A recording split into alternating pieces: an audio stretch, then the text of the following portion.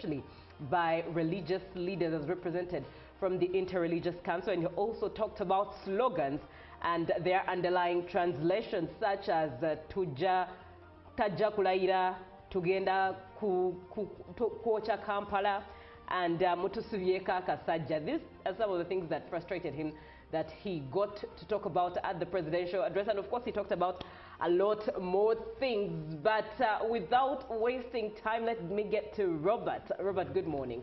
Lovely morning to you, Julie, and the viewer. It's good to see you. Happy to have you back. Right. I don't know what you came with, because the Baganda have a saying, Wambo abuze. What was it? Wambo abuze. Abuze. Oba aluddeyo. Ajja n'ebigdamu. Anti kale. Ssaabasajja Kabaka agusinze gusingidde ddala. Muzzukulu wo Julie nayiga Oluganda takwasaamu. Olimbyemu awo. Tekatumanyi ngero. Bagambye olw'olukka lwe luliyo. Is this the only one I'm supposed to know? Ndeete. Ndeete. Well, viewer, good morning, and thank you so much for waking up with us. It's a Monday. We are starting a new week. And one thing I must add is the way you start your week will determine.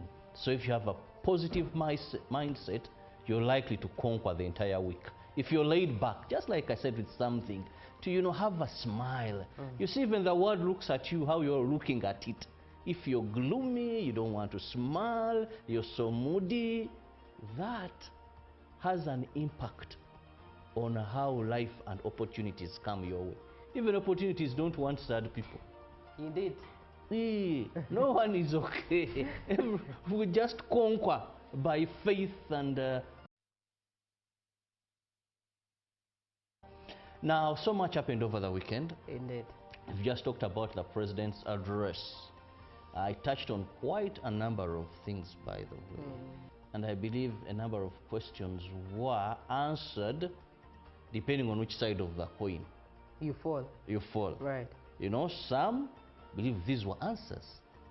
Others were left hanging. Or not satisfied with some explanations. But I said depending on which side you fall. And for me, I'm happy when the head of state comes out and speaks on a number of issues. Yes, someone may say because their angle is different, say a member of the opposition, when the president says, instead of pushing for bail or what, you push for an expeditious judicial process. Don't say today as them court, no, you ensure you go let the courts judge. If someone is innocent, good. Let's expedite the process. I only wished I could whisper to the president that please, you helped us so much during the Okero trial. It was expeditiously conducted by the High Court. Now the Court of Appeal, could it also take the same thing? Because you see, when a crime happens, it sets precedent.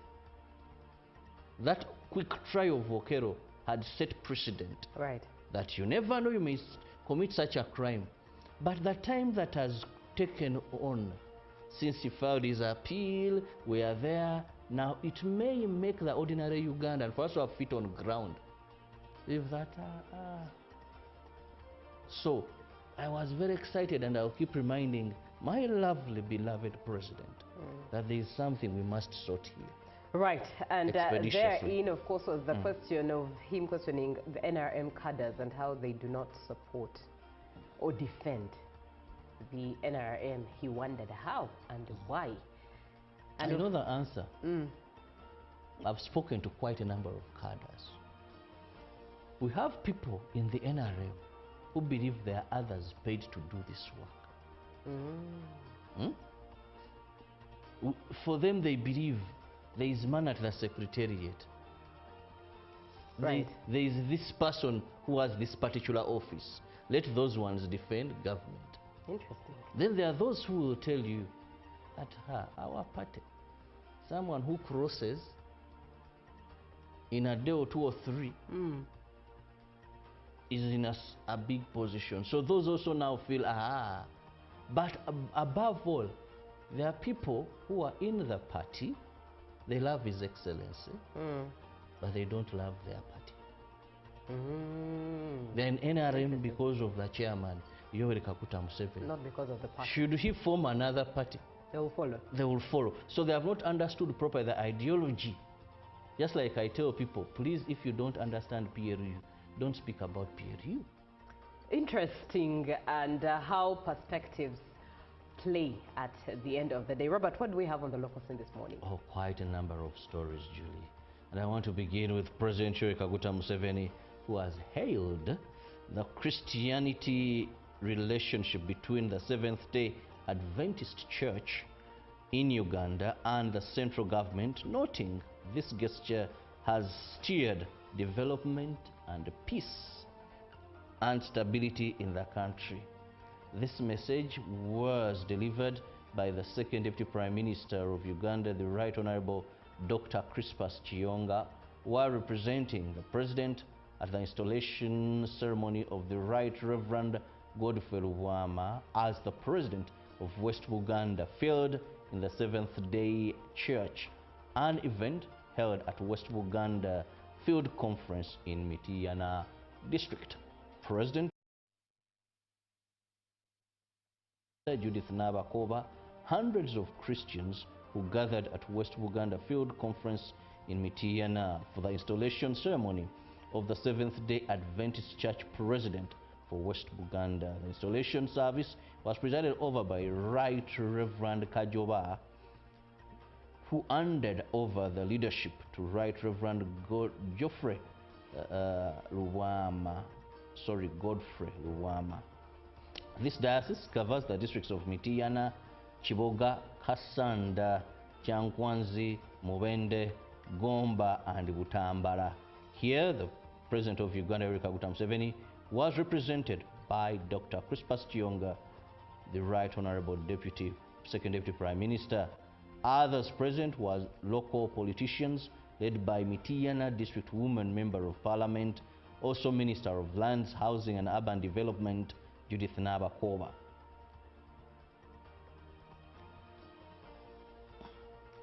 Moving on, the NRM has taken another step in strengthening its internal leadership ahead of key legislative business. Members of the party caucus met at the office of the president to elect new caucus leaders and fill vacant positions in the East African Legislative Assembly. The exercise ended with new winners emerging, celebrations for the victors, and mixed reactions for the unsuccessful candidates. Starting on a physical fitness note, anthems and crowned with prayers, this was the mood as the NRM caucus meeting began at office of the president. The engagement was made to elect party caucus leaders and fill the vacant positions of members to the East African Legislative Assembly. The party's national vice chairperson, Ahaj Moses Chigongo, represented the party chairperson, President Yoweri Museveni. All candidates vying for Yala and party caucus positions addressed the legislators who were the voters. At the end of the day, Bangumia Rakizi and Stella Kiriowa were elected to fill vacant positions in East African Legislative Assembly. Winners celebrated as losers had mixed feelings. The Assistant Judicial Vicar at Lubaga Cathedral, Reverend Father Joseph Senkari, has advised the legal fraternity to tread carefully while considering the sensitivity of DNA tests. He said a controversy in a DNA test on paternity needed to be rectified earlier through traditional processes. A long-standing paternity dispute within the family of the late legendary singer Paul Job Kafelo prompted the altar man to speak that way. Following lyrics portrayed that Job Kafelo creatively and thoughtfully foresaw the possibility of women giving children to men who are not their fathers. In the early times, when a child was born, there were a traditional process that used to determine the were before the DNA tests came into limelight in society. Mary Alex Kiza and Joseph Makumbi narrated with passion how the process used to be done. While some people point at resemblance as key basis for proving relationship, others despise these claims. The Assistant Judicial Vicar at Lubaga Cathedral, Right Reverend Father Joseph Senkari, shared the Catholic Church's perspective on carrying on DNA tests. It is unquestioned the legal fraternity to tread carefully while considering the sensitivity of the matter whenever such grievances arise. And with that story, we come to the end of our local stories. Julie, what is the problem? Why would people be scared of DNA?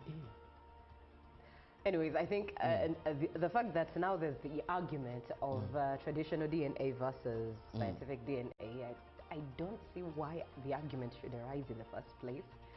Because we're in a fast-moving world. The traditional one, it was very funny. At least I'm told of the process.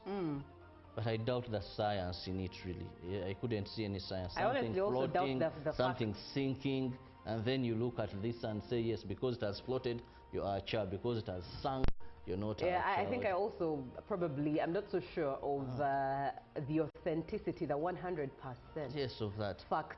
And at the end of the day here, you're dealing with facts. It is A, it is black, dangerous. it's black. It's blue, and also it's resemblance. I came across a person, we look alike. Yeah, many people look alike. We all have doppelgangers in the world.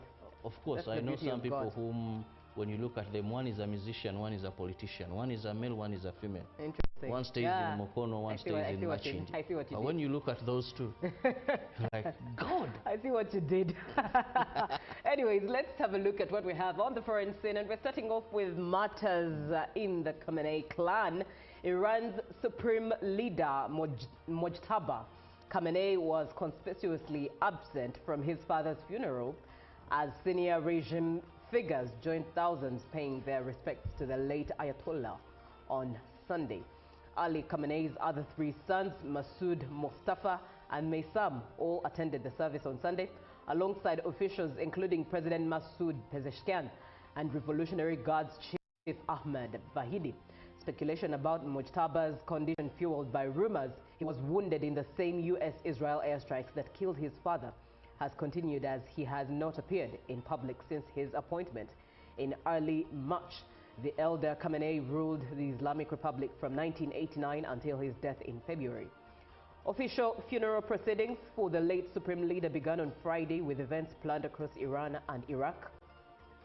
Over the coming week, Iranian authorities say 12 to 20 million people are expected to attend the ceremonies, which they are calling the funeral of the century. Khamenei's body is currently lying in the state of Tehran's Grand Mosalla religious complex, with a funeral service led by prominent Shia cleric Jafar Shobani, a 97-year-old scholar who teaches at seminaries in the holy city of Qom. Moving on, firefighters across southern Europe battled several wildfires on Sunday, with authorities in southwestern France warning that one blaze could force a partial cancellation of the Tour de France. Blazes were also reported in Portugal, Greece, Spain, and the Balkans just as the summer tourism season moves into high gear. European policy makers have warned of a very extreme danger from wildfires this year, particularly during July and August. French authorities said they would decide by the end of Sunday whether to cancel the third stage of the Tour de France after a forest fire raged for about 60 kilometers from the route. The fire at Trevillache in Pyrenees Oriental's department broke out on Saturday, leaving 2 people, a firefighter and a resident, in a life-threatening condition in the hospital. Some 750 firefighters, 200 vehicles, and 9 water-bombing helicopters and other aircraft have been deployed to contain the fire, which officials say have a front line stretching 18 kilometers.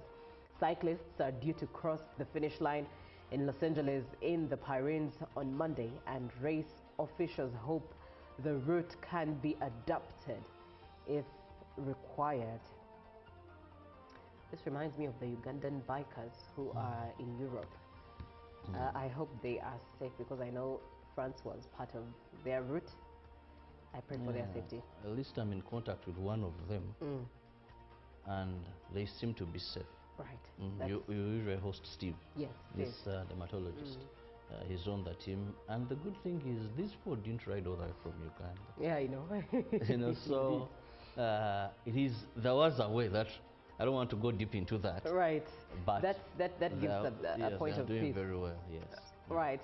Now let's move on to more stories on the foreign scene. We do have Nigeria on Sunday denounced the deaths of 2 of its nationals in South Africa, warning that foreign nationals are being unduly targeted amid anti-migrant protests.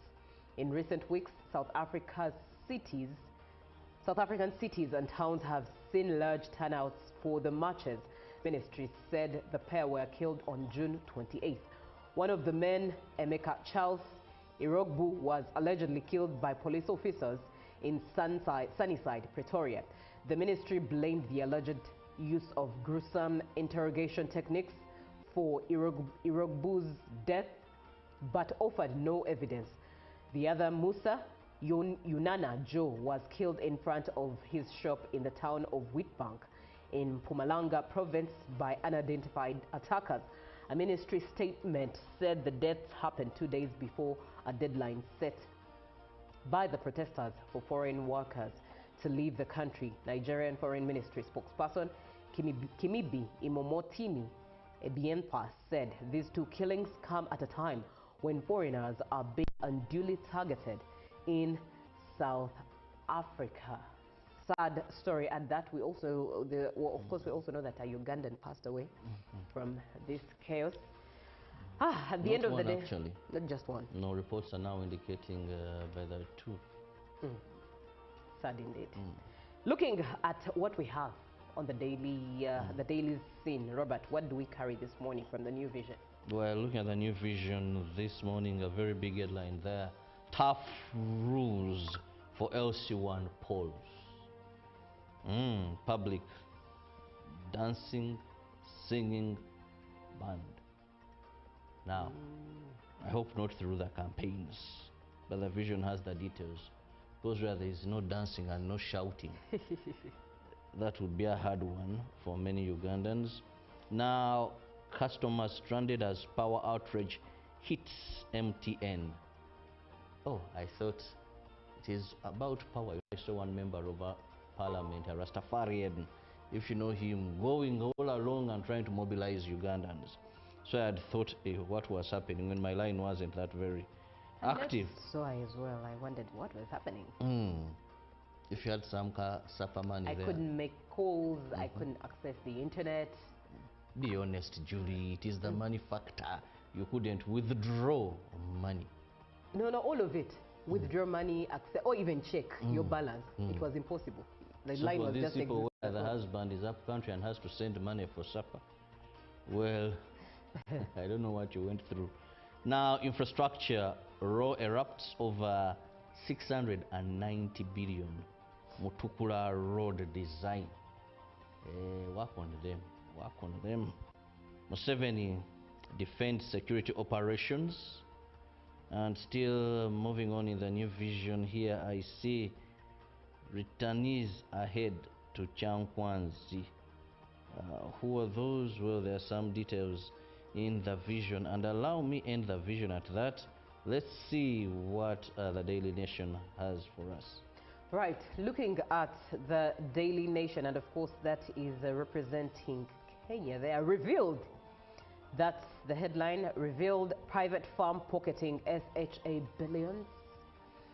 Fight back, SHS says payments to contracted hospitals are made directly from the funds it manages. And also genesis of 3 billion land deal haunting Matiang'i, and inside operation to rescue Kenyans from South Africa. Goodness.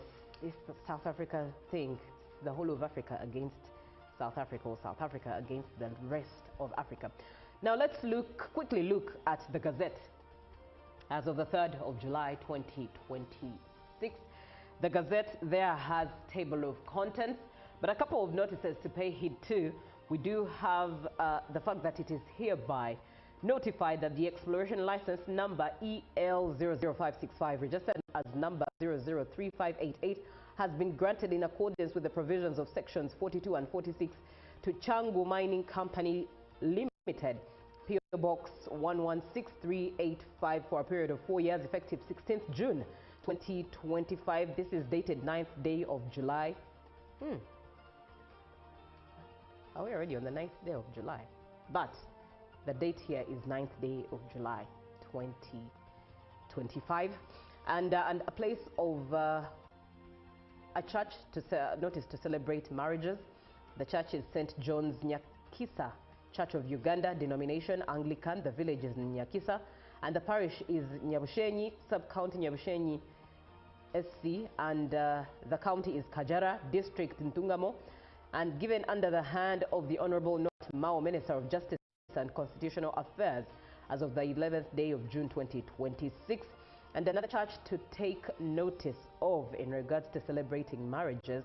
The church is St. Peter's Chianja Church of Uganda, denomination Anglican. The village is Chianja, parish Chianja, and sub-county Rentobo Rahi, town council, county is Rushenyi, district Ntungamo, given under the hand of the Honorable Norbert Mao, Minister of Justice and Constitutional Affairs, as of the 22nd day of June 2026. Now let's have a short break. We'll be right back with yet another conversation this morning as we start the week. We'll be right back. Good morning.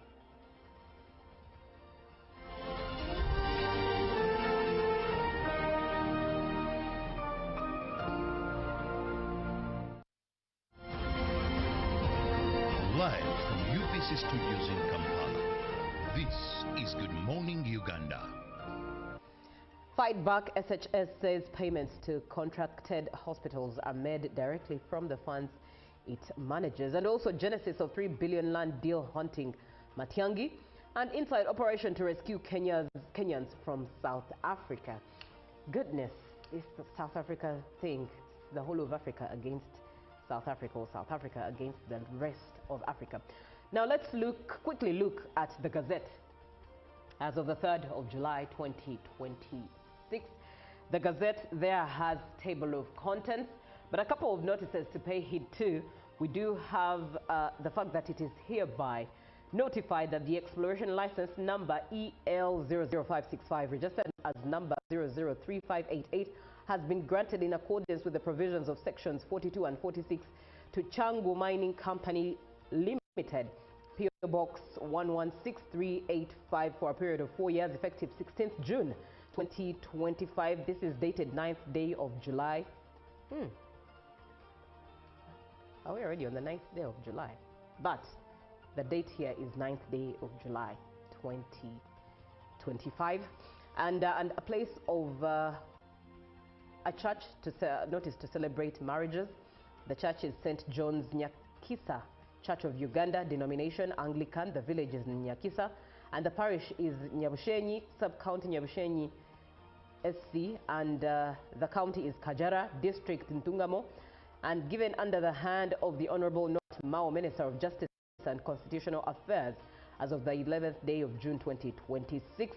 And another church to take notice of in regards to celebrating marriages.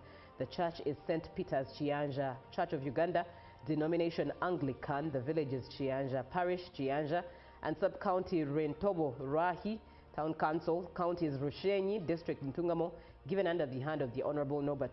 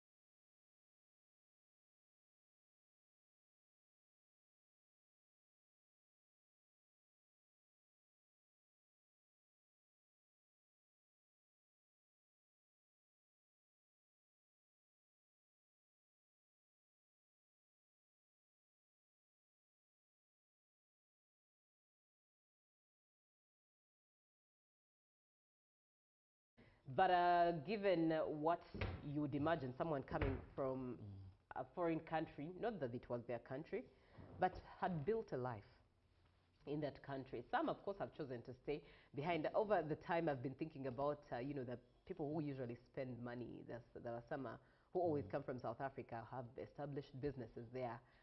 What is life looking like? Are they choosing to stay? Are they choosing to leave their businesses behind and start afresh here in Uganda? But that's besides the point. But looking at what the government has planned for those who have returned, is it something you find necessary? Is it something maybe you welcome as a plus for the government? What do you think about it?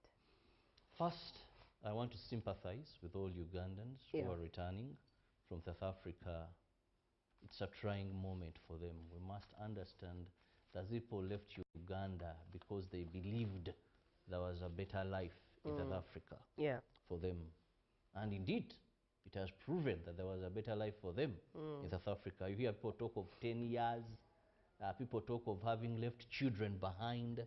Many men have left their children there because the South African law does not allow them to come home with their children. They fathered with South African women. Wow. So many of them have come and they have left their children there. Psychologically, they are going through a lot. But also, abrupt parking and leaving. Just imagine you just lose a job in Uganda. A job in Uganda. Today, Julie, you wake up, you come, you work here. Losing this job, having a soft landing. Abruptly, you wake up, you're fired. Right. It's very complicated. But you're still in Uganda, you've lived in Uganda, you connect now. When you leave Uganda, even for just 2 years, coming back home, unless you've set home, you have a fallback position. But when you look at most Ugandans who have been working in South Africa, many of them have not been having a fallback position home. No wonder you talked of those big spenders. Yeah. When you look at them, many of them have been making huge monies in South Africa. When they come here, they sleep in expensive apartments. They throw money around. Now there's that group. Praise the Lord, I've not yet seen any of them among the returnees. I don't know if they have the documentation or they are waiting to monitor the situation, but I pray for safety, that the Lord blesses them and keeps them safe now. Government looking at it and saying there are those that are coming back jobless. There are those that psychologically need a space away from bumping into their families. There are those we need to shout, we prepare them before they integrate back into society. I want to welcome that.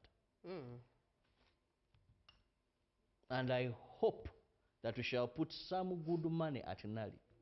That time, the 14 days they are going to be there, the 2 weeks. We have the best experts of the country. Because Uganda, we have experts. We have the best experts of this country to handle first the psychological beat of these people, to counsel them, to give them hope, to encourage them, to show them that it's not the end. I saw many on arrival to Uganda. Some were very happy. You'd see them bow and kiss the soil. Praise Allah for many of the Muslims. Others, you see them rejoicing as they land to a safe haven, which is Uganda. Reality kicks in. That you've been craving to come home to save your life because there is nothing worth your life. Now you've landed on Ugandan soil. How is the life going to survive? How is the life going to move on? And if you're not prepared psychologically or mentally, some may commit suicide. Others, the family may not be receptive. Two ways. We have Ugandans that maybe they have been sending money. And because it was abrupt, the people who have been working, using this money before they actually, now you're back home, you're going to look for the house they have been telling you should be complete, it is halfway. This person will not receive you properly. We have some that when they landed in South Africa, they forgot about home people. I have no plans of returning to Uganda. And many have been doing it. I'll live my life in South Africa. Now here, uncertainty has brought you back. To the people that feel you neglected them, how do you now go back into the society? But I also pray and hope that where possible, this training may factor in financial assistance. Very profound. At that, in fact, actually, before I even ask the next question, just a reminder to you who is viewing us, you are watching UBC TV, and we are talking about the returnees from South Africa, given what's going on there in line with xenophobia. The government of Uganda is on a mission to bring back Ugandans to safety, back to their homeland. About 500 something, actually 560 Ugandans have returned under the government's arrangement. The target is to have about 1,000 of them brought back to Well, we know Uganda. that quite a number will be brought back, and we believe that many Ugandans still in South Africa, it's very, very important that you also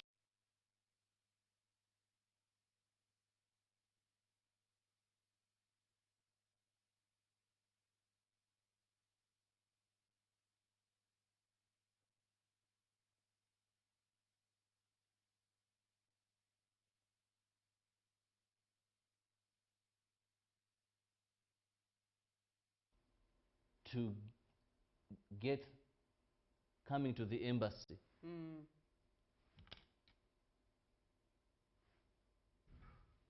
Coming to the embassy to...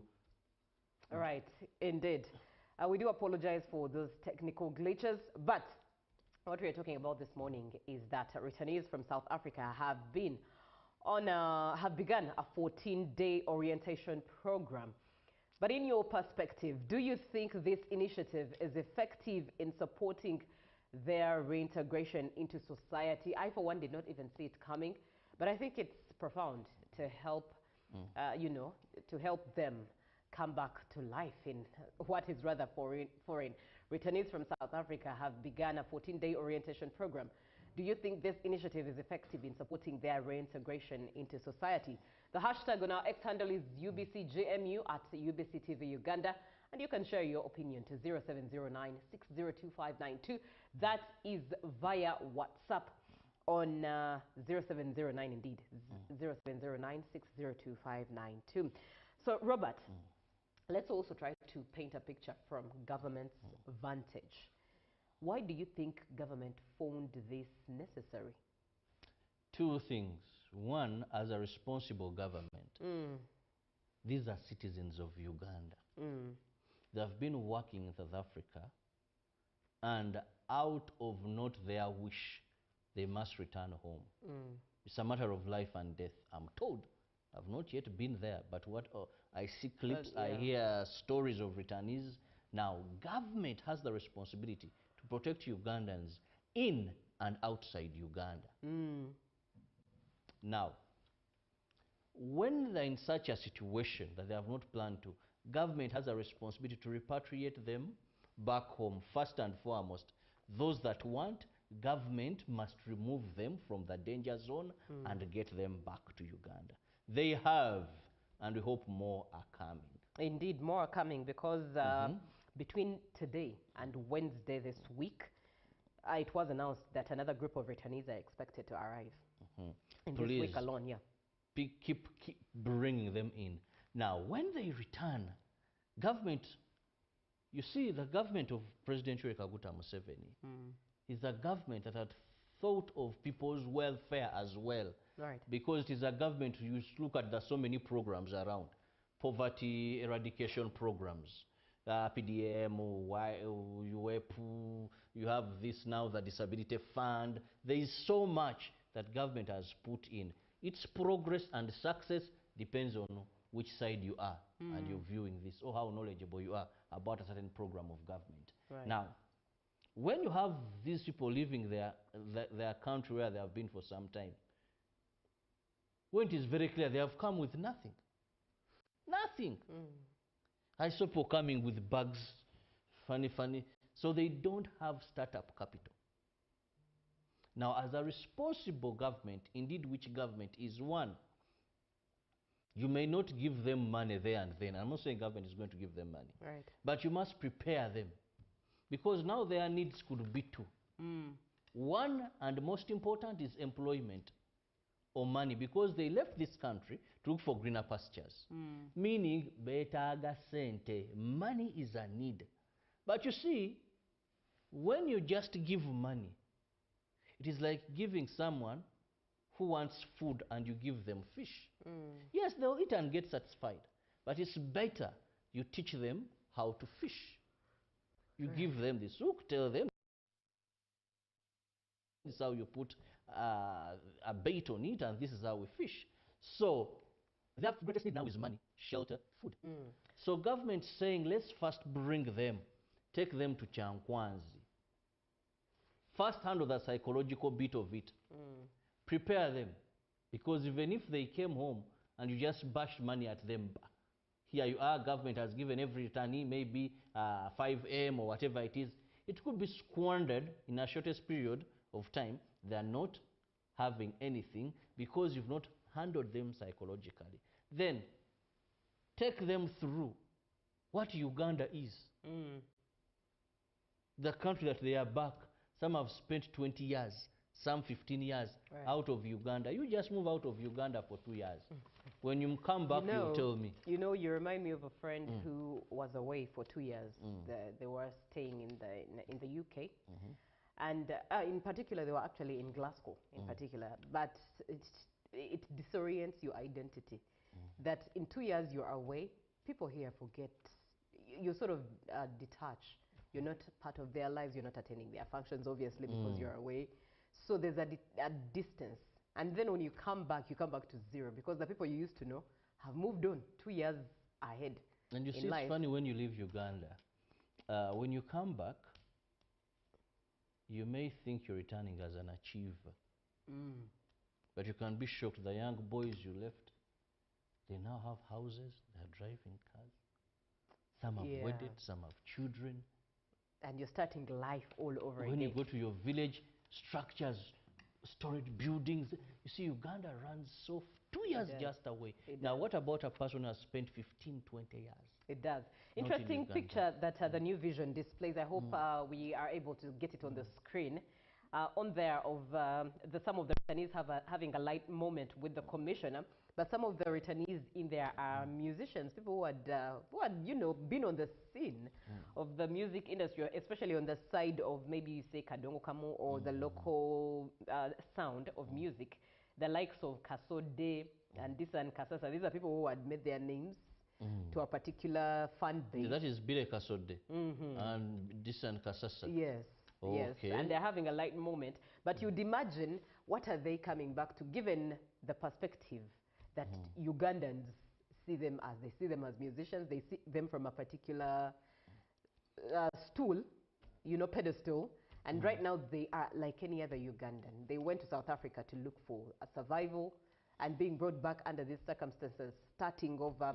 One would think and feel for them as to how they are starting over. But there in Robert, allow me ask you, what do you think community should act like? How should community treat them? Now, even before you go to community, I want to use this word.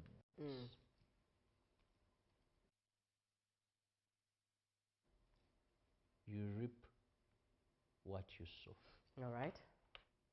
For these returnees, when you were in South Africa, what relationship did you build with your family? Right. There's one I was on TikTok. He was being interviewed by somebody. When he left South Africa, he had a family in Uganda. He abandoned this family, began a new family in South Africa. What? With a South African woman. Was it in the name of the He fathered. Now he has, I think, 4 children. He's come back without them. Here he had left 6 children. He had abandoned them and said, yeah, now you know. Now he's back. So what we want, how we want community to perceive us, how we want our relatives to perceive us. Yes, we are in a very compromising situation, the returnees, but you reap what you sow. But on the human face. Why am I speaking like that? I have relatives. I think there's one or two who has returned. But you see, when you were there, the way you were treating people back home here, you know, so some people in the diaspora should learn. When you're there, the image you create, fancy cars, you show the world that you're doing very, very well where you are. Right. Now, for us Ugandans, when you're doing very, very well, We expect more. we expect much from you. Oh, wow, that's sad. Now, you've pointed a picture that you're well. We are traditional African societies. We have issues today, rumbe, tomorrow wedding, tomorrow this one, so is sick. Us home, we come together. You there, you keep positing. You only think of your nuclear family. Now fate has brought you back. So it may be complicated, but I'm appealing to people here in Uganda. Let's understand. One, let's be forgiving. Two, let's know that these people need us more than we need them at this time. Right. They could have not stood with us. If they did, it is a time to stand with them in appreciation, in solidarity. There is no crime they have committed. They have not been deported. These are circumstances that have brought them home. So community should receive them with sympathy, should receive them with welcoming hands, should receive them knowing they have nothing to offer apart from maybe knowledge. Right. You know, and Ugandans, we love lending a hand because you know that in the long run we are going to benefit. Now, these are people who have come with nothing, majority of them. But they need you because they are your brothers, they are your sisters, they are friends. Right. They need you to help them fit in. And you never know. One person once said the grave is the most richest place. These people, because they have had exposure, they have so much knowledge. Indeed. That they can pass on to you. Indeed. And you can use that maybe to make wealth. Indeed, as you talk about that, even Honorable Haruna Kasoro, indeed, Chayune said that he has encouraged the returnees to share their experiences and ideas with the president, saying that their exposure abroad could contribute to Uganda's development. So you could have a lot of expectations from that side, indeed. And everything that happens, there is always a good... Because, Julie, there are people who have been running big garages. Yeah. Have an hobby of mine, this is from Soga, I've forgotten the name. But I don't know. Like I told you, these people sometimes make mistakes. Yeah. And they give us images and all that. But if it is what it is, this guy had a very big garage in South Africa. And I know 2 or 3 boys he had taken, and they are working there. Now he was an expert, I think, in Fords, those. And today in Uganda, people are driving expensive vehicles, and they're struggling with having the right mechanic handling them. So these are being common vehicles. South Africa could drive very complicated vehicles, very expensive vehicles. Now, these people have such knowledge that a car where these VWs, these German cars, they have come back. Some have had big salons there. Right. These hairstyles that Julie does, many, you know, they have come with a lot of knowledge. See them not with the cash, but with the knowledge. Indeed. Returnees from South Africa have begun a 14-day orientation program. Do you think this initiative is effective in supporting their reintegration into society? Allow me to read some of your comments as we close this conversation. Yes, says Asimwe Robert, it can be a helpful initiative, but its success depends on how it is designed and implemented. A well-designed patriotism training program can contribute positively if it focuses on practical reintegration rather than only patriotic messaging. Good morning. They're supposed to take enough time to move around and study the situation in the business systems of Uganda from the ground level. Those situations on the ground. None of the officials understands what's happening on the ground economically, I realized. May God make them strong as they think beyond what those are training them.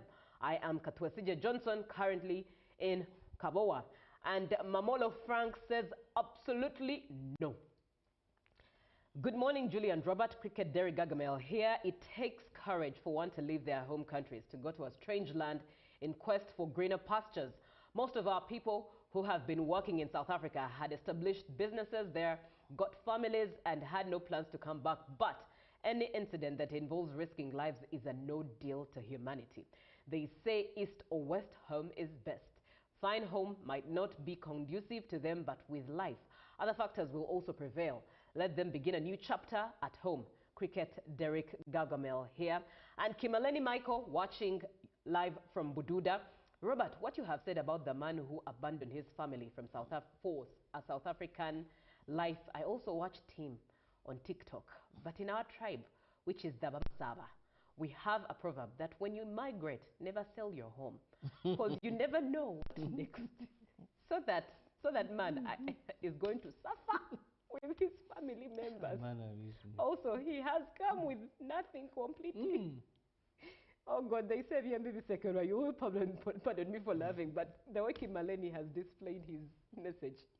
No, his interview was very interesting. He confesses. You know, so you abandoned your family, hooked up, and now.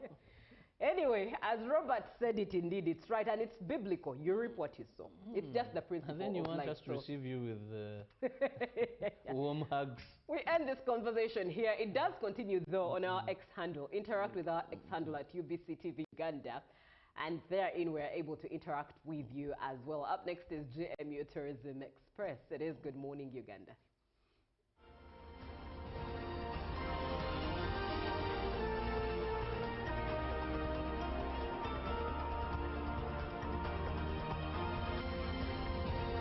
Live from UBC Studios in Kampala, this is Good Morning Uganda. Exercise can't be sustained. Eating can't be stopped. It's even harder to lose weight. Come and give it a try. Genshikang L-carnitine chromium capsule. Plant extract, scientific ratio. Take 3 capsules each time. The active ingredient accelerates fat burning,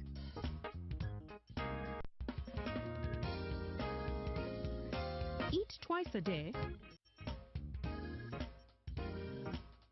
don't take a detour. Weight loss starts now.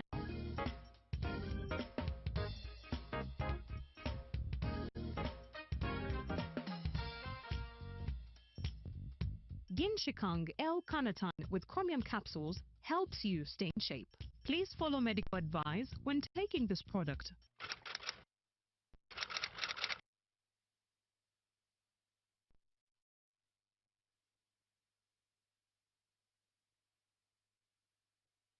My question is, what is the difference between rental tax and income tax? How comes I'm paying both taxes on my own premises? If you want to have a tin, but you are not making any income from your business, you should take on the obligation to continue filing your nil return. Commissioner General to invest in taxation. When people understand taxes and they know the importance of taxes and they know the fair assessment of these taxes they're supposed to pay, I think everybody will embrace taxation. As banning groupage cargo clearance protects small traders who cannot afford to import full container loads individually and rely on consolidation to remain competitive. Cargo to come in groupage is consolidation, it's legitimate, and we can't ban it. What we have banned, or what we have stopped, is the use of container leaders. Now, Fiona, the good news I have for you is that among the new tax proposals, now you can get direct answers. Send your tax-related questions via WhatsApp or SMS to 0790-141-887, and the Commissioner General of URA, John Musinguzi, will personally address them. Tune in to UBC News Tonight every Monday and Wednesday for expert insights and clear explanations. Booza Commissioner.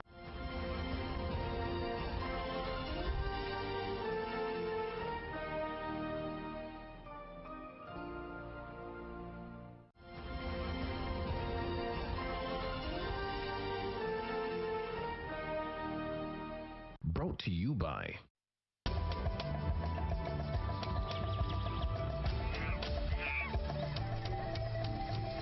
Uniquely Ours. Explore Uganda.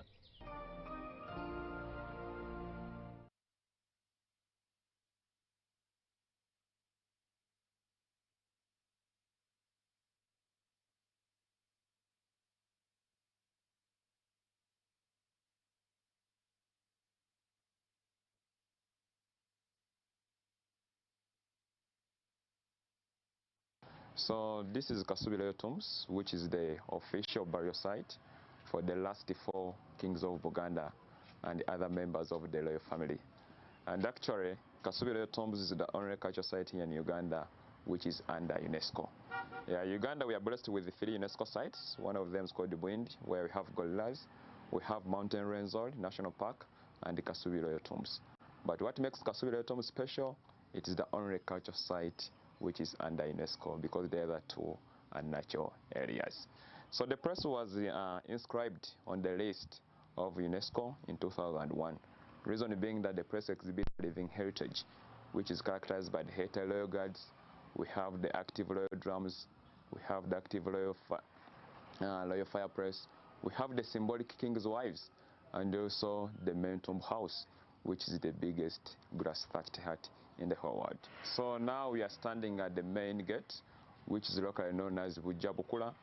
And Bujabukula literally means that the kingdom is continuing to grow. In the history of this place, this house is believed that it was the first house to be established in this place by 1882 by Kabaka Mutesa I. You know, initially our King Mutesa I was living at Rubaga Hill, but around the years of 1882, there was outbreak of smallpox, which forced our king to transfer his capital from Rubaga, and he came here. So when the king came here, this was the first house he established in this place, and the king used to stay here before the completion of the main palace.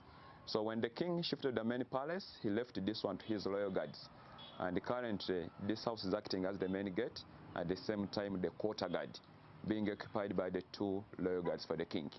So we have the principal royal guard, he's called Mulamba from Mushroom clan, and he's in charge of the outdoors. Then he's assisted by Nsigo from Buffalo clan, who is in charge of the indoors. And both of them are hereditary. What I mean, they are not the original guards, but they are descendants to the original guards. For instance, Nsigo, one of the loyal guards from Buffalo clan, he came here when he was only 16 years. But last year, we actually celebrated his birthday of 100 years, which literally means that he has been here serving as a loyal guard for the last 84 years. So when he goes back where he came from, I'm not sure where he came from, but his son will be the one to take over. So those are some of the factors that influenced UNESCO to add this place on the list of the World Heritage Sites, because of the heritage which is kept flourishing generation after generation. So the house is decorated like a basket, which is turned upside down, and it has got these rings. And 99% of the materials here, they are purely organic materials, like vegetal materials. For instance, we have the reeds, we have the spear grass, we have the tree poles, we have the barks of the trees, which literally means that they keep on rehabilitating this house by removing the old materials and replacing them with the new ones. But in the apex here, we have got these special forings, being some of the original components of this house ever since it was established. It is believed that these rings are made and raised by the king himself, that was Kabaka Mutesa I. And the first ring in the middle represents the king himself, and was actually measured on the size of the king's head. Then we have the second ring, represents the members of the royal family, the third one representing the clan leaders, and the last one, the fourth one, represents the rest of the people in the kingdom, which literally means that the entire Buganda fraternity is represented here. So in case one of them suddenly falls down, the current king is the one in charge of putting it back, plus a lot of rituals which are performed.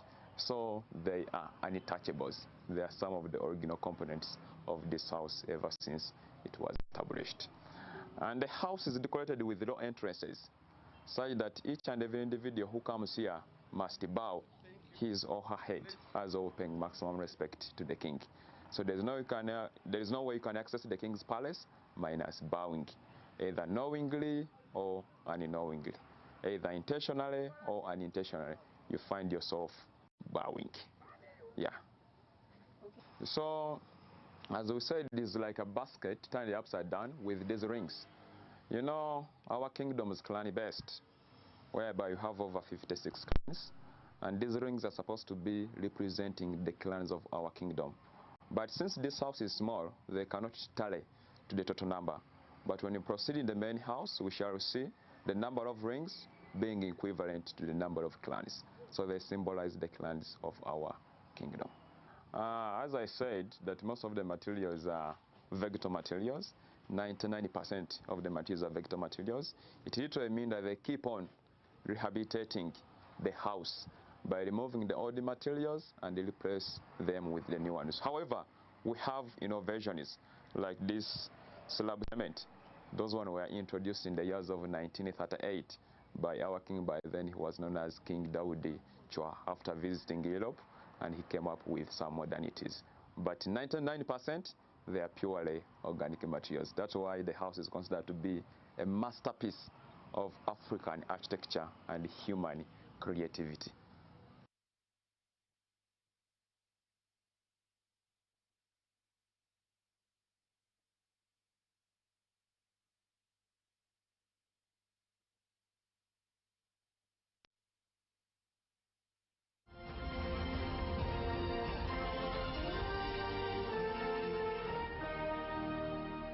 Brought to you by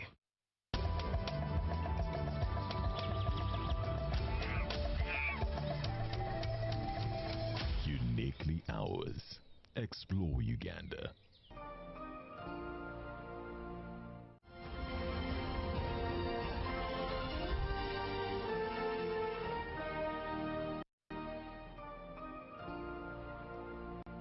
Exercise can't be tamed.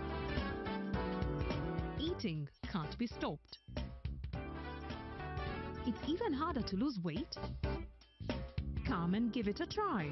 Genshikang L-carnitine chromium capsules. Plant extract, scientific ratio. Take 3 capsules each time. The active ingredient accelerates fat burning,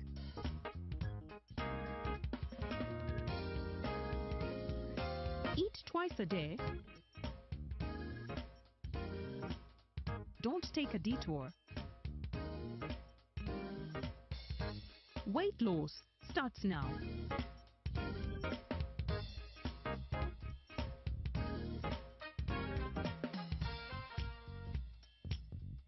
Genshikang L-carnitine with chromium capsules helps you stay in shape. Please follow medical advice when taking this product.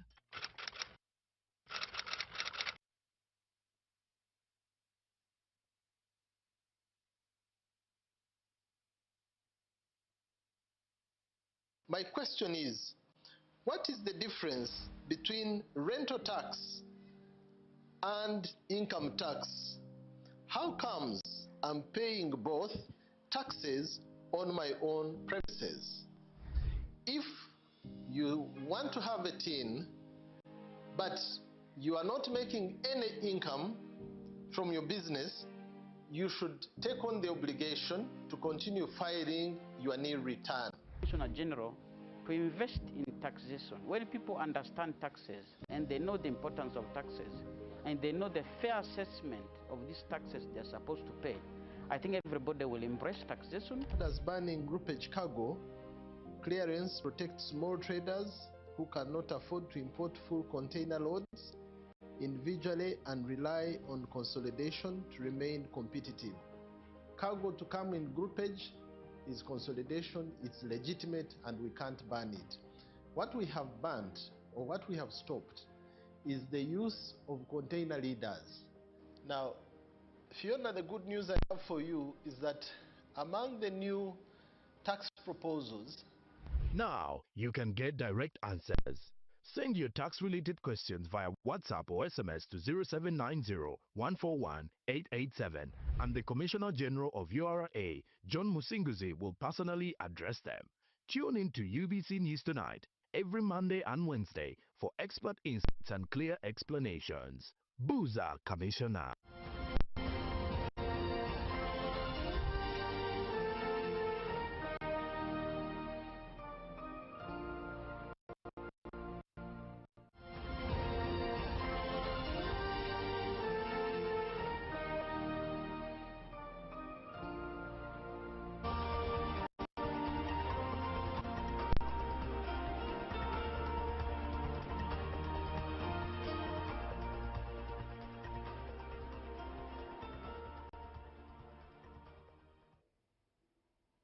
Thank you for being with us. Let's now discuss business. And it is the time for our business news or stories.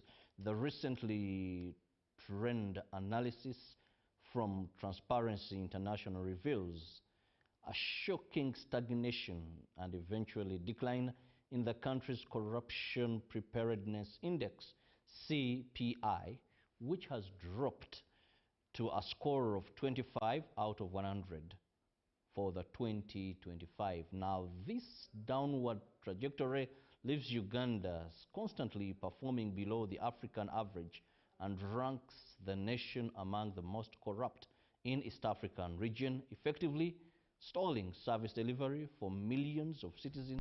In response to these findings, the Inspectorate of Government and Transparency International Uganda recently held a high-level engagement to identify key factors driving this perception, specifically pointing to systematic corruption in procurement, planning, and budgeting. Let's take a look at this story. Ladies and gentlemen, the fight against corruption is not merely about improving Uganda's ranking on the global index.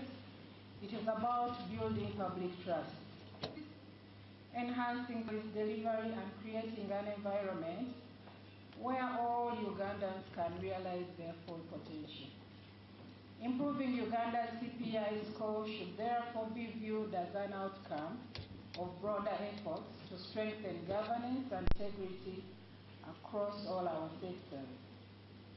I am therefore confident that the deliberations at this meeting will generate actionable decisions that will contribute significantly towards improving Uganda's governance objectives and improving the public confidence in all our institutions. We have just finished a high-level meeting organized by Inspectorate of Government and Transparency International Uganda on the fight against corruption, to see the index where we are as Uganda, as a country, in the fight against corruption. But first and foremost, I want to tell all Ugandans that we as a country need to put our hands together to fight corruption. Being it a government official, being it a politician, being it a religious person, being it a youth, a media, cultural, all of us have to put our hands to fight corruption. This was preceded by a retreat in Entebbe, whereby we went into the depth of what we are doing, where the country stands, who's responsible for what, and so on. And from that retreat, we came out with a report which the Inspectorate of Government has presented today to the heads of institutions to show them what we discussed and get their buy-in and see how far we can go. The various recommendations we came out with from the retreat of Entebbe.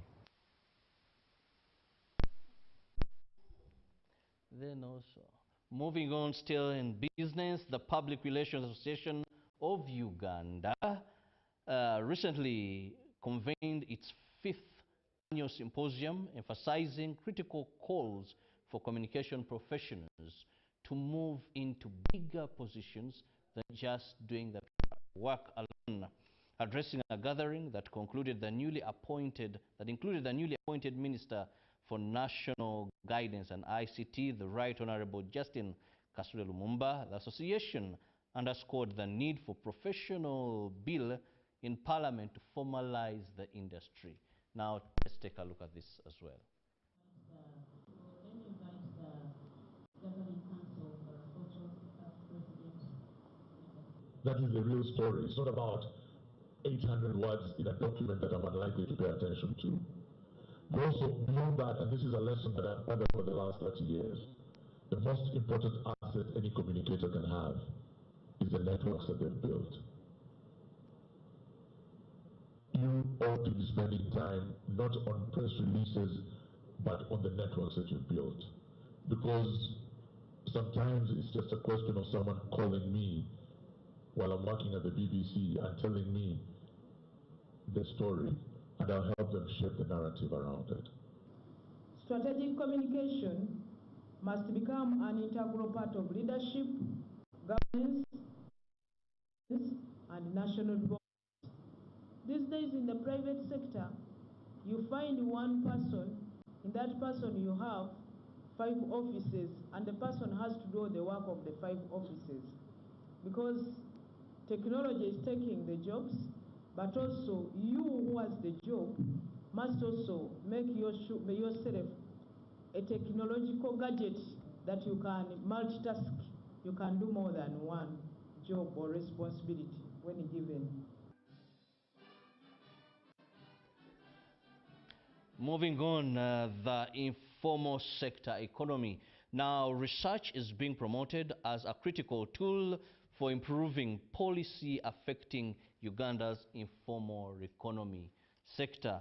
Labor leaders, researchers, and legislators have called for research-based planning to address the challenging sector where thousands of street vendors and other informal workers are engaged across the country. Let's take a look at this as well.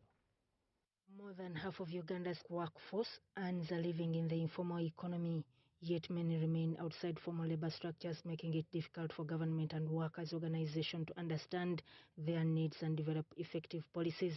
To address this gap, the Workers in Informal Economy Network Uganda, together with the Global Labour University and Frederick Abbott Steve Tang, has launched a research initiative aimed at identifying and organizing unrepresented workers.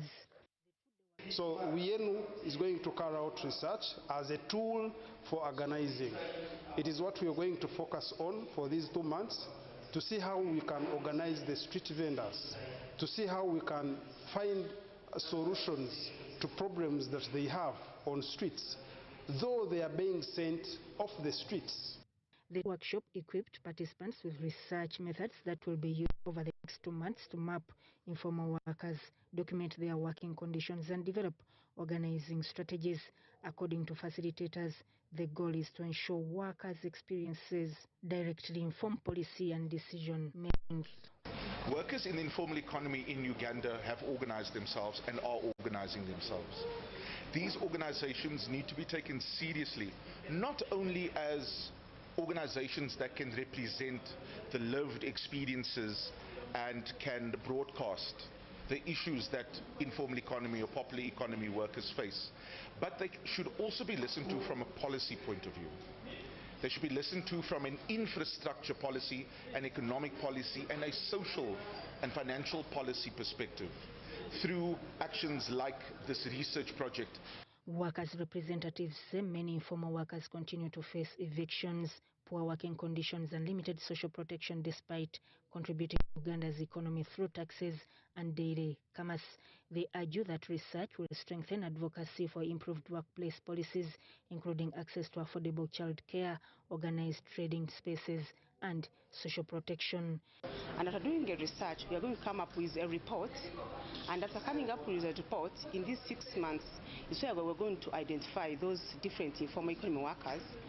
And we organize them and we put them into different unions and the organizations that will help them. The Workers' Member of Parliament, Honorable Agnes Kunihira Abuoli, says reliable data is essential for Parliament to make informed laws, allocate resources, and plan effectively for workers in the informal economy. If we do research, we shall be able to know who is where and what are they doing. For example, if somebody gave me a question, how many border raiders do we have? We don't know them. But they could be 1 million, they could be 500.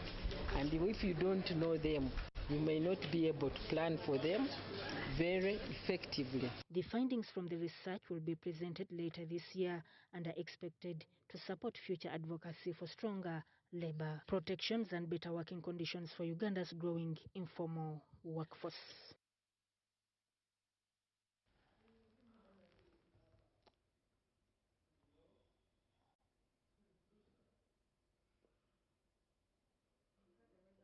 And well, with that, we now come to the end of our business stories. We'll go for a break, and when we return, we have a very interesting guest you can't afford to miss. She's very passionate about fighting corruption. Though I've just seen a report here indicating 25th out of 100 our corruption index. That is the deputy IGG. She's here and she will be explaining to us why are we stagnating. Judy will be doing justice by hitting her with those tough questions. And I'm very sure she has never been able to respond to any. Good morning.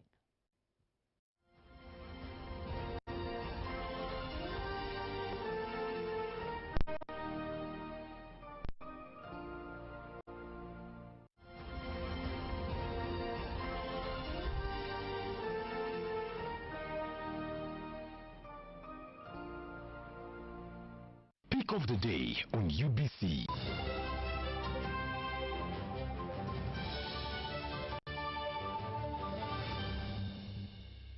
Was brought to you by I'll call you every day, yeah yo, you can now get all the Chibuzi out with MTN voice bundles. Call all networks. Kubei Dondoro. Buy a 25-minute voice bundle for only 1,000. Or buy any daily voice bundle of your choice. Dial *100 *21# and select daily, or use the My MTN app. When we talk together, we are unstoppable.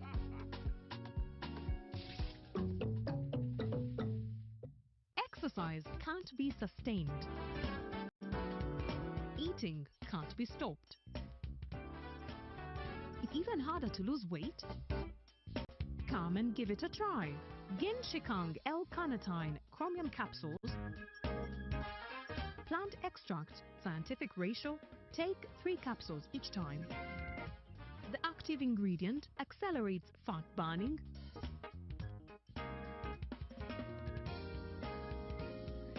eat twice a day. Don't take a detour.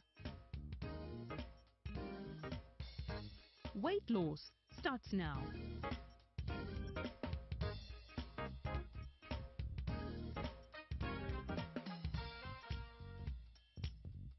Ginshikang L-carnitine with chromium capsules helps you stay in shape. Please follow medical advice when taking this product.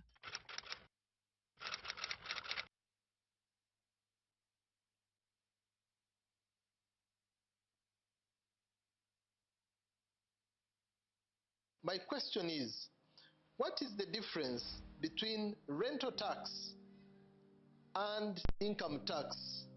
How comes I'm paying both taxes on my own premises?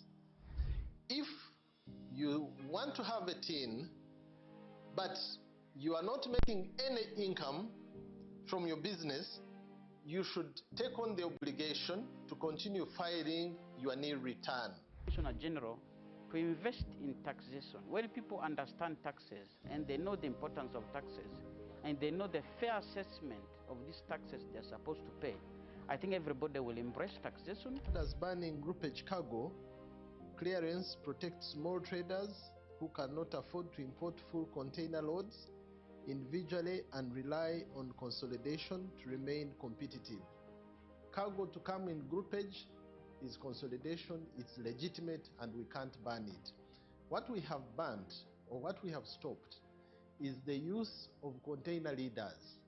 Now, Fiona, the good news I have for you is that among the new tax proposals, Now you can get direct answers.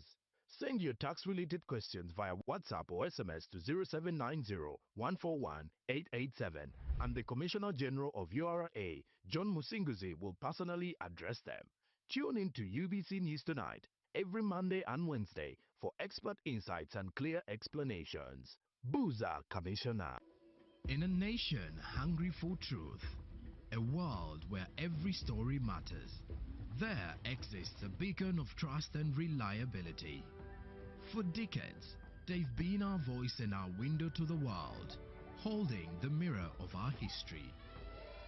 With 4 TV stations and 11 radio channels spanning 27 languages, they stand as guardians of information, defenders of truth. With Mascari Heritage Advantage, they uphold every citizen's right to reliable and free information. Their archived stories shaped our past and illuminate our present. Yet now, as new challenges arise and the world evolves, their mission faces its greatest test yet. Be part of our journey and let's navigate the unknown, uncover the untold, and safeguard our future together. Tune into your public broadcaster, for it is the intersection of trust and truth. Because to UBC, your story, every story, and every voice matters. UBC, inspiring Uganda.